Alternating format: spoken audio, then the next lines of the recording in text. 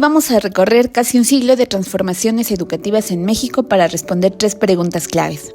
1. ¿Realmente fue importante la descentralización educativa de los años 90? 2. ¿La Ley General de Educación vigente entre 1993 y 2021 funcionó como el gran marco legal para transformar la educación? Y 3. ¿Qué enseñanzas dejó el artículo 3 constitucional de 1934?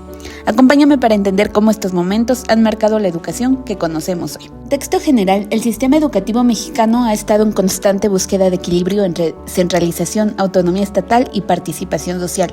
Desde la creación de la SEP en 1921, pasando por el impulso vasconcelista, la educación socialista de 1934, el centralismo del siglo XX y las reformas estructurales de los 90, cada etapa ha dejado una huella profunda. En 1992, el Acuerdo Nacional para la Modernización de la Educación Básica, firmado por el presidente, los gobernantes y el SNTE, marcó un antes y un después, la apuesta por descentralizar el enorme sistema educativo del país. ¿Fue importante la descentralización educativa de la década de 1990? La respuesta corta es sí, fue importante, pero también incompleta y contradictoria. Porque, ¿qué buscaba la descentralización? Primero, transferir la administración de escuelas federales a los estados. 2. Reducir la burocracia central. 3. Acercar la escuela a la comunidad. 4. Impulsar participación social a través de consejos. Y 5. Revalorar al maestro y mejorar su formación. Todo esto quedó asentado en el Acuerdo Nacional para la Modernización de la Educación Básica de 1992. ¿Pero qué se logró? Bueno, los estados asumieron la dirección operativa de las escuelas básicas y normales. Se creó un nuevo federalismo educativo, al menos en el papel. Se dio un nuevo impulso a la actualización docente y a programas compensatorios para zonas marginadas. Y se fortaleció la idea de participación social en la vida escolar. ¿Pero cuáles fueron los límites? Aunque se habló de federalismo, la federación retuvo casi todo el poder normativo, planes y programas de estudio, libros de texto, calendario escolar y evaluación nacional. Es decir, los estados recibieron las responsabilidades, pero no el control real. Además, no hubo descentralización financiera plena, el Distrito Federal quedó con facultades limitadas, varias decisiones se tomaron sin un sustento constitucional claro. Pasemos a la segunda pregunta. ¿La Ley General de Educación de 1993 a 2021 fue el estatuto necesario para transformar la educación pública? Esta ley surgió para reglamentar el nuevo artículo 3 reformado en 1993 y ordenar la vida del sistema educativo por casi 3 décadas. Lo que aportó la Ley General Educativa de 1993 a 2021. Estableció un marco normativo nacional para todos los niveles de gobierno. Definió la educación como un proceso integral y permanente. Incorporó fines amplios: democracia, derechos humanos, ciencia, cultura, ambiente, etc. Introdujo capítulos dedicados a la equidad y a la participación social. Ordenó la obligatoriedad y la gratuidad. Reconoció la educación impartida por particulares bajo reglas del Estado. Pero también tuvo algunos problemas importantes, como en la práctica mantuvo un modelo centralista disfrazado de federalismo. Los estados quedaron subordinados a normas federales rígidas.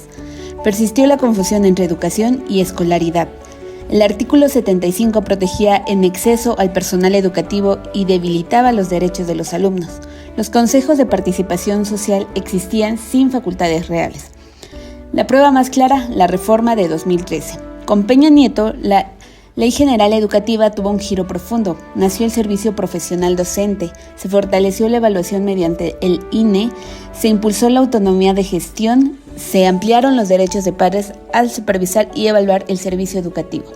Esto evidencia que en el marco de 1993 no había sido suficiente para generar la transformación esperada, y la reforma de 2019 lo confirmó aún más. La creación de la nueva escuela mexicana, la eliminación del SPD y la nueva visión humanista y de derechos muestran que la Ley General de Educación anterior ya no respondía a las demandas actuales. Pasemos a la tercera pregunta. ¿El artículo 3 de 1934 dejó alguna enseñanza? Definitivamente sí. Aunque fue polémico y en muchos sentidos radical, dejó lecciones relevantes. ¿Qué proponía el artículo 3 de 1934? Primero, una educación socialista orientada a combatir fanatismos y promover el racionalismo. Luego, un fuerte papel del Estado en la formación ideológica y finalmente la exclusión de doctrinas religiosas en la enseñanza. ¿Qué enseñanzas nos dejó? Pues la importancia del contenido ideológico en la educación, pues la reforma mostró cómo los proyectos educativos son también proyectos de nación. 2. La tensión permanente entre laicismo y libertad de enseñanza. Esta tensión continúa hasta hoy, especialmente al analizar tratados internacionales de derechos humanos. 3. El riesgo de imponer modelos educativos uniformes y autoritarios.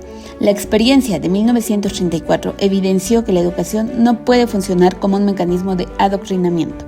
Y 4. La necesidad de equilibrar valores nacionales, democracia e inclusión, pues las reformas posteriores corrigieron excesos y buscaron un enfoque más plural y más humanista.